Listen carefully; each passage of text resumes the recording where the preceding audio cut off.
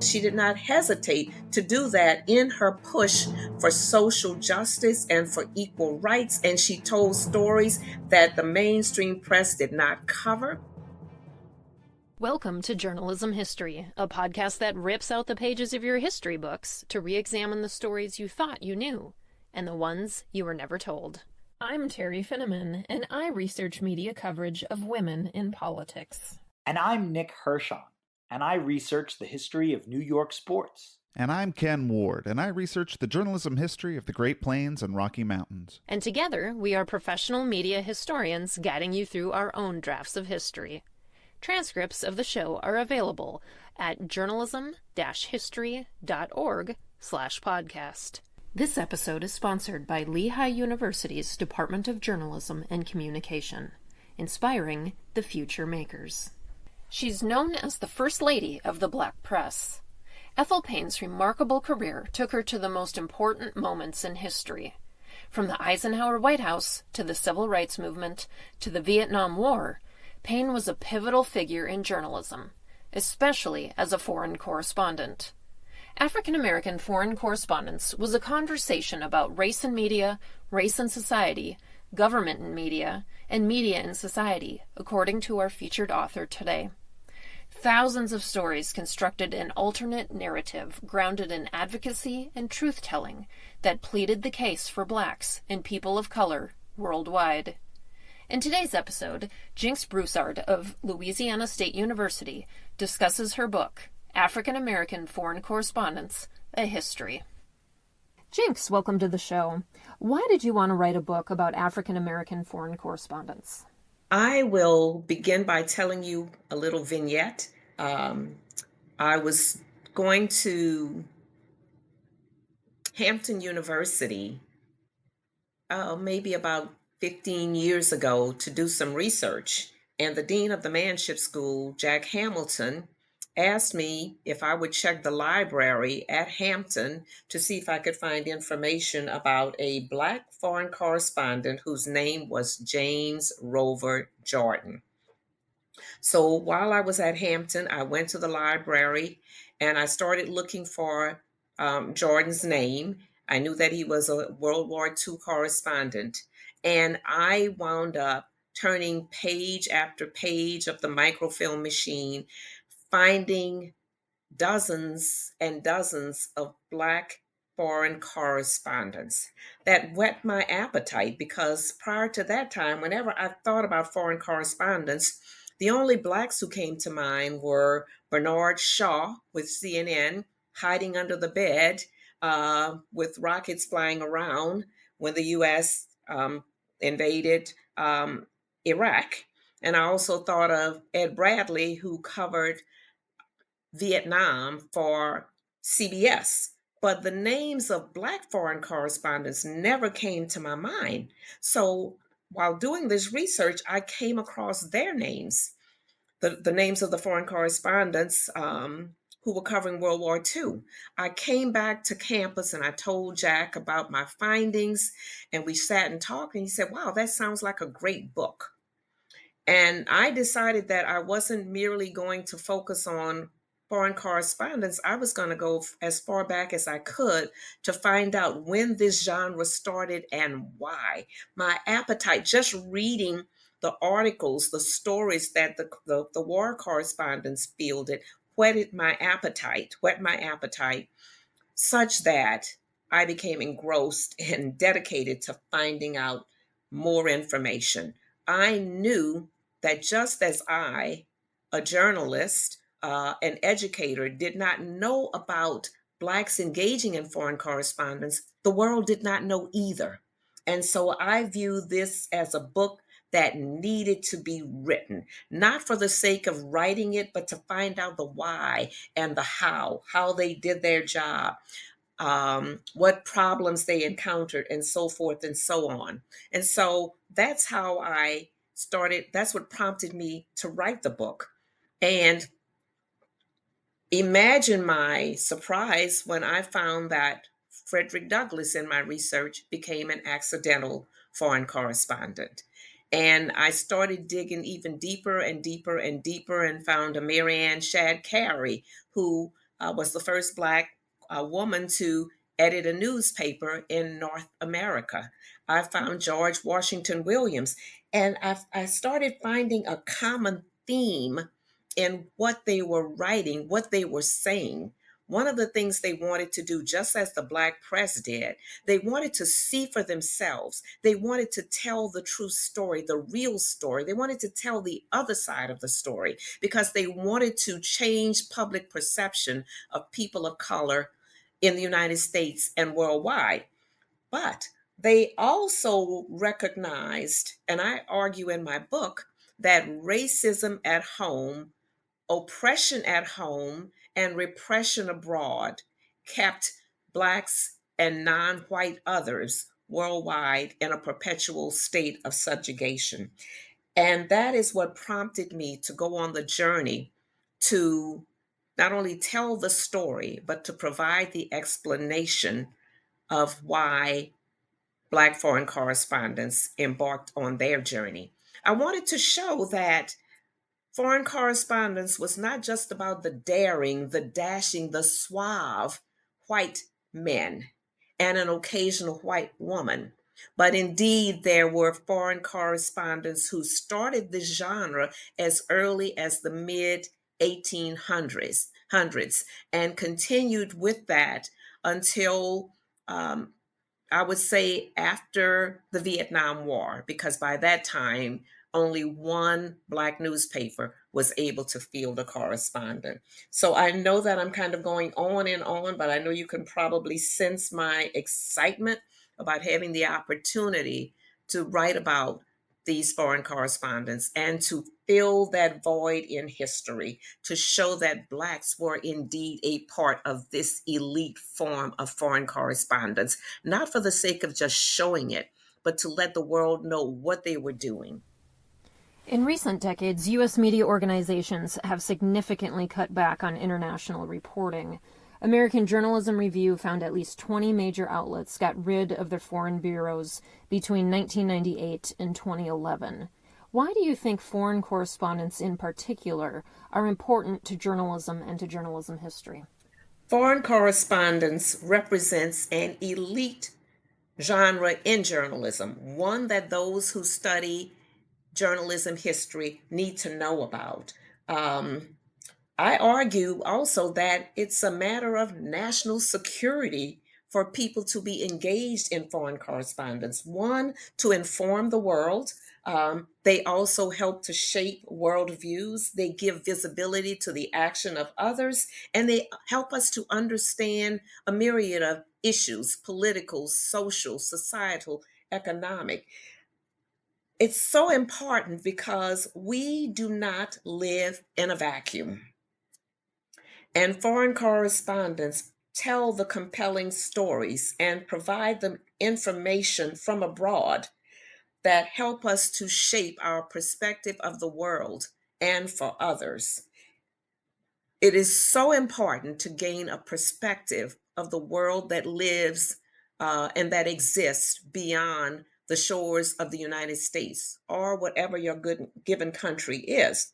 There are people, places, and issues that impact all of those countries, all of those entities, and others who live elsewhere need to get that information.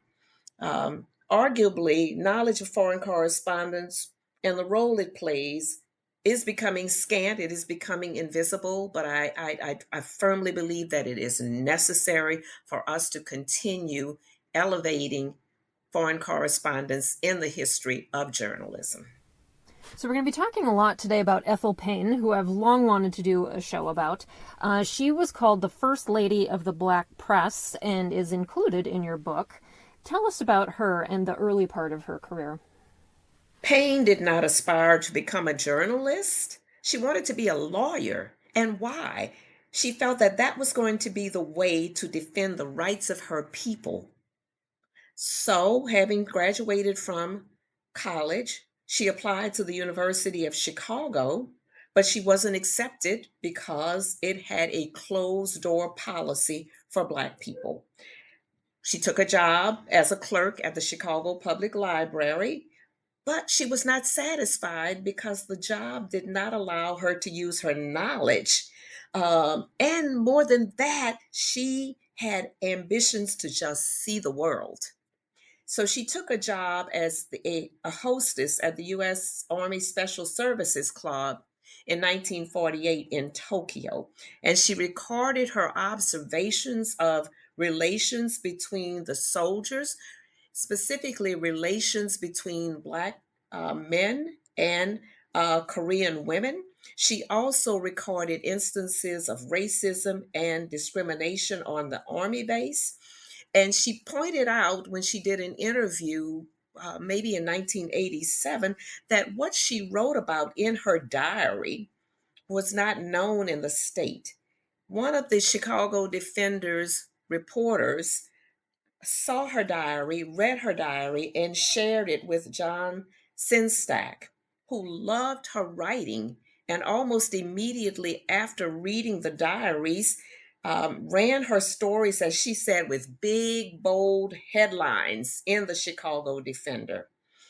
Um, and so that's pretty much how she got started. A few years after that, her big moment came when, and I think you're going to, we might talk about this a little bit more, but she was assigned to the Washington Bureau of the Chicago Defender. And she was a one-woman bureau and one of only two Black women for a period of time who covered the Capitol Hill, who covered the White House, and so forth.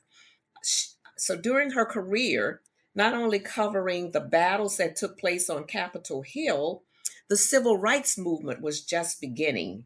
And her blunt style of reporting drew attention to her. So I kind of glossed over her journey um, from from college to the Chicago Public Library to the Special Services Club in Tokyo, and to how she wound up at the Chicago Defender. In fact, John Stenstack told her, he sent her a note telling her he liked her style of writing and suggested that she come to work for the Defender, and that she did. A big moment in Payne's career came when she challenged President Dwight Eisenhower on segregation during a press conference in 1954. What was the impact of that, and how did her civil rights reporting evolve from there? She challenged Dwight Eisenhower. Her blunt reporting challenged Dwight Eisenhower. And interestingly, he did not call on her again ever after she asked him why he was not um, integrating the interstate or the railroad. Um, I need to check that fact. I think it's the interstate system. And some people say that her tenacity helped to put the civil rights movement on the front burner because media, Black media, white media, international media covered the fact that she had asked the president this question. And of course, he responded that he was not interested in serving just special interest. He was the president of the United States. So she went on to cover the Montgomery bus boycott. She covered the marches in Selma, Washington. She covered the March on Washington eventually.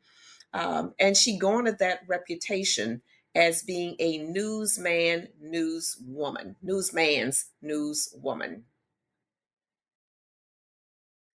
Let me also say that she was not disrespectful. She was a quiet woman, but she was fiercely determined. Civil rights and the rights of her people were always on her agenda. She was right there at the seat of power, and she was determined, absolutely determined, to fight for the rights of her race and for others who were marginalized. She used her pen and she used her voice to be able to tell that story, to go to where the story was. And she became a preeminent reporter on the civil rights movement.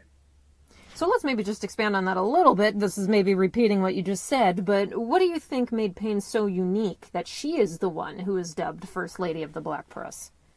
In many ways, she was a first a woman to be assigned to cover the White House, to be a part of the White House press corps. But even more than that, I believe that she was so unafraid. She was so tenacious. She saw her mission as that of Frederick Douglass, and his mantra was to agitate, agitate, agitate on behalf of her people. So again, as I just said, she did not hesitate to do that in her push for social justice and for equal rights. And she told stories that the mainstream press did not cover. She was lucky enough to be working for the Chicago Defender, which in the Black community was almost seen as a national newspaper for Blacks in this country. And so that is why I believe that she was called the first lady of the Black press. She represented herself well. She found the story wherever it was, and she was tenacious in doing her job, in trying to advocate while still trying to be objective. And I want to point that out because she was an objective reporter, but she also sought out stories that just by presenting those stories in and of themselves advocated for the race, by exposing the horrendous conditions under which Blacks lived, worked, the fact that they could not eat, sleep, live, even work where they wanted to was denied them. And so that is why I believe that she was called the first lady of the press. In many ways, she was the first in the Black press. The Chicago Defender sent Payne to cover the Vietnam War. Vietnam marked the first time blacks were fighting in a fully integrated military. Payne was the only representative of the race press there in late 1966 and early 1967. Why did they send Payne in particular, and what did they want her to focus on?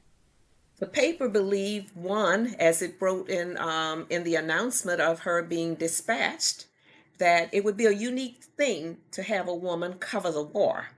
They knew she had what it took. She had demonstrated her toughness, and she had remained with the newspaper after integration when other Black stars were moving on to mainstream media. The newspaper also had a long-standing tradition of seeking firsthand information that was of interest to Black readers. The Black press was no longer fielding foreign correspondence, and so the Defender had for decades been committed to getting news from abroad. But even more so, this was a historic time because Blacks were for the first time fighting in an integrated military for freedom, and I'm using finger quotes here, freedom abroad, while race members were waging a battle for freedom and equality at home. And so the Chicago Defender knew that the reading public, the Black public, needed to know what was happening with race soldiers in the jungles of Vietnam. So she was sent for the express purpose of covering the Black soldiers engaged in the combat there. Black media and even mainstream media had reported that Blacks were dying in Vietnam in greater numbers proportionately than others. So again, the Black community had a vested interest in the war. So Payne would try to create an understanding of the Black community and provide an explanation also for why the United States was involved in Vietnam. She was going there to write about the full role of the Black servicemen in Vietnam, especially since they were fighting in an integrated war for the first time in history. Tell us a little bit more about some of the particular stories she ended up reporting on there. She wrote a lot of feature stories while she was on assignment. She felt it was important to document everything the Black soldier was doing. She documented acts of heroism, particularly in light of the civil rights struggle back home and the constant effort as the Chicago Defender noted, of others to divide Black people on the war. So she wrote about Black civilians. She wrote about the attitudes of the Vietnamese people toward Black servicemen. She wrote about problems that they might have. And she did more than just report the Black angle. She also gave stories that presented the total complexities of the war. For example, when she talked about the role and status of Black soldiers, she used their words to show that they were better off in Vietnam because the soldiers said the enemy is the enemy no matter what their skin color is. They also told her that in Vietnam, they were all one. It didn't matter whether they were from South Carolina or Louisiana or Mississippi. One soldier told her that on the battlefield, we are all brothers. We all fight together. We try to survive together. We die together. I'm paraphrasing, of course. Nobody has time to look at skin color. Now, for some stories, race took a back seat. For some soldiers, race took a back seat. Um, they were more concerned about fighting for freedom of other colored people. And that was an overriding factor because I told you there was some discord and there was some conflict between Blacks who advocated for the war, and we also know that Martin Luther King was definitely against the war. But there were some soldiers who saw themselves as part of a shared community, and they saw that they were fighting for freedom for other people of color. One of the major themes that Payne pointed out in some of her stories, and the soldiers also talked about that, was the duplicity of the United States regarding fighting for freedom abroad while Blacks were being discriminated against at home. There were others who just thought it was wrong to be bombing people of color because they saw them as part of a shared community. They felt that they had a shared identity. So clearly, they didn't criticize the war outright, but in their interviews with her, they would pose those types of questions or make those statements. Soldiers also talked about their ambivalence about the civil rights movement and the tactics that were being used in the United States. Some soldiers said, enough of this nonviolence that Martin Luther King is talking about. When we get home, we are going to be demanding our rights. She also, as did the Black press, focused a lot on the accomplishments of the soldiers. She wanted to correct misrepresentations about them because in previous wars, the narrative had been that Black soldiers just cut and ran. So Payne saw it as her mission to correct those falsehoods that the mainstream media perpetuated about the Black soldiers. She said she was not going to spend a whole lot of time dwelling on the purpose and the validity of the war. She wanted to correct the misrepresentation, so she highlighted Black troops that were performing magnificently. She once ran a story about a colonel who had graduated from the U.S. Military Academy, who had been the only Black in the academy and was not talked to the whole time he was there, yet he had risen to the rank of colonel. She wrote stories about Black captains who were piloting planes. And so the goal of the Black press and a Black foreign correspondence was again to change the perception of people of color, of Blacks, so as to get the United States to see our valor, our humanity, our courage, and hope that would then spur the United States to grant Blacks equal rights, equal protection, and basic humanity. Some of the other stories had to do with, as I said, kind of human interest stories. She wrote about the landscape of Vietnam, about the people. She wrote about the culture. One of her goals was to educate her readers about the country where Black people, Black men, were fighting. She also wrote stories about mixed race children, and she compared the lives of um, of soldiers, children of mixed race in Vietnam, with the lives of children in Vietnam. Also, she also liked to talk about, as the Black press did, the linkages between peoples of color. So, in one of her stories, she talked about how the Vietnamese kind of felt a kindred to Black Americans. And as she was walking through a village one day, a Vietnamese woman said, "Hello, soul sister." And I thought that was pretty neat, also. So after Vietnam, she went to Africa in 1969 and returned there throughout the 1970s. What kind of reporting did she do there, and how did it differ from what appeared in the mainstream press? She told stories that were not being told, for one thing. She had an interview with Idi Amin, whom people call the butcher of Uganda. She interviewed Emperor Haile Selassie, who was revered in Ethiopia. She covered the civil war in Nigeria for 6 weeks. She did an exclusive interview with Nelson and Winnie Mandela. So, in many ways, she was covering the stories that they were not covering, and she was trying to bring perspective, a different perspective from what the mainstream media might have been um, presenting, as well as what mainstream media was omitting. Overall, what do you want people to remember about Payne's legacy? I want people to remember that Payne was a professional journalist.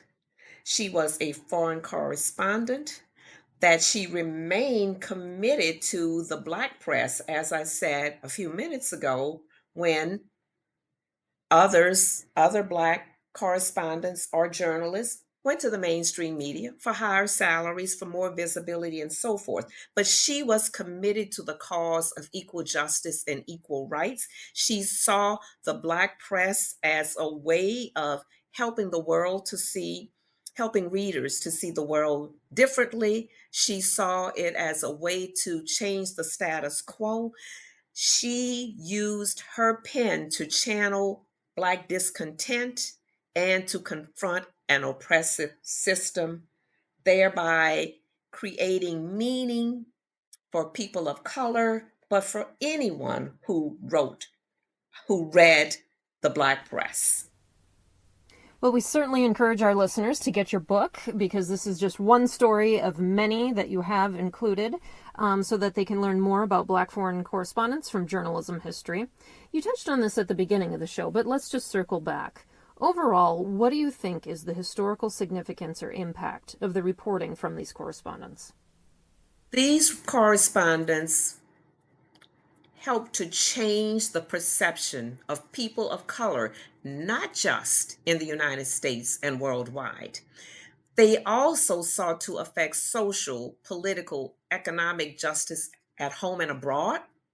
One of the things that I found that they spent a lot of time writing about and calling for through their objective stories, an end to colonialism, an end to imperialism, and an end to racism. They were the eyes, the ears, and the voices. They were the advocates. They were the champions for our race. They engendered racial pride, and they corrected misrepresentations. One of the other things that people might not know is that they also sought to teach life lessons, to give Blacks direction in terms of how they should live their lives. They often pointed to what Blacks were doing in other countries, what Blacks were doing in Africa, a lot of times focusing on the accomplishments in order to, one, to spur African Americans to action, but to help fashion a meaning and identity for them in which they could take pride. And then our final question of the show for every guest is, why does journalism history matter? Journalism history matters because I often get this wrong. Sometimes I say today's news is yesterday's history, or yesterday's news is today's history. But in my view, we have to tell the history of media, and we have to include those who have been marginalized as well as those who have been on, who have garnered a lot of visibility. And so I think it matters so that we can continue to elevate, to inform, to convey information. I know that's redundant, about the media, and make sure that it's not just his story or their story, but all of our stories. All right. Well, thanks so much for joining us today. Thank you so much. Thanks for tuning in, and be sure to subscribe to our podcast. You can also follow us on Twitter at JHistoryJournal. Until next time, I'm your host, Terry Finneman, signing off with the words of Edward R. Murrow. Good night, and good luck.